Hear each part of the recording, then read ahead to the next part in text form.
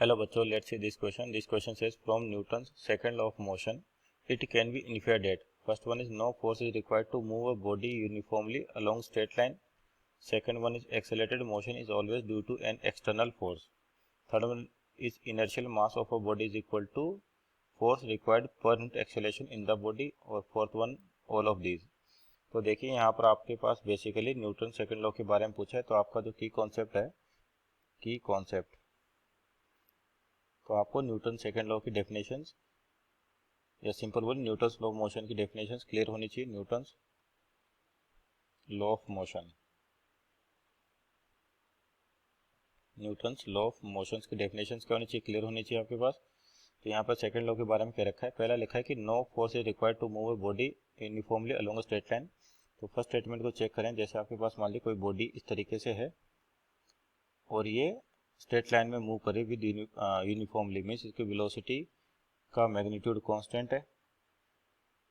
Velocity का magnitude और direction दोनों ही कांस्टेंट है, यानी कि वेलोसिटी वेक्टर आपका कांस्टेंट है, यानी कि मैग्नीट्यूड भी सेम है और डायरेक्शन भी मैग्नीट्यूड भी कांस्टेंट है और डायरेक्शन भी कांस्टेंट है।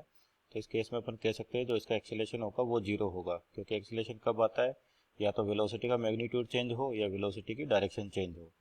तो यहाँ पर वेलोसिटी वेक्टर आपका कांस्टेंट है मैग्नीट्यूड वाइज और डायरेक्शन, जिसके अंदर स्ट्रेट लाइन मोशन में और यूनिफॉर्म दे रखा आपके पास, तो एक्सीलरेशन जीरो हो गया। तो न्यूटन सेकंड लॉ के अकॉर्डिंग कहता है F external equal to mass into acceleration. तो आपके पास ए की वैल्यू जीरो है तो एफ एक्सटर्नल कितना हो गया, जीरो, यानी किसी फोर्स की रिक्वायरमेंट नहीं है अगर आपका पार्टिकल स्ट्रेट लाइन में चल रहा है और यूनिफॉर्म स्पीड से चल रहा है। तो यानी कि first option no force is required to move a body uniformly along a straight line, तो ये सही है।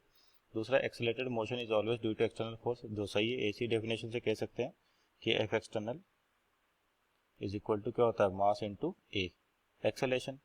तो एक्सेलरेटेड मोशन जब भी पॉसिबल है, यहाँ से एक्सेलरेशन निकाल सकते हैं अपन, ये क्या होता है एफ एक्सटर्नल अपॉन मास।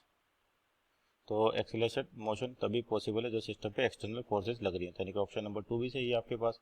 और तीसरा क्या है, inertial mass of a body is equal to force required per unit acceleration. तो यहाँ से अगर मास निकाले अपन, ये जो मास होता है इसको इनर्शियल मास ही कहते हैं अपन, ये क्या होता है एफ एक्सटर्नल अपॉन एक्सेलरेशन। तो यानी कि एक्सटर्नल आपका इनर्शियल मास की डेफिनेशन यानी कि ऑप्शन नंबर 3 भी सही है। इसका मतलब इसका राइट आंसर हो जाएगा ऑप्शन नंबर 4।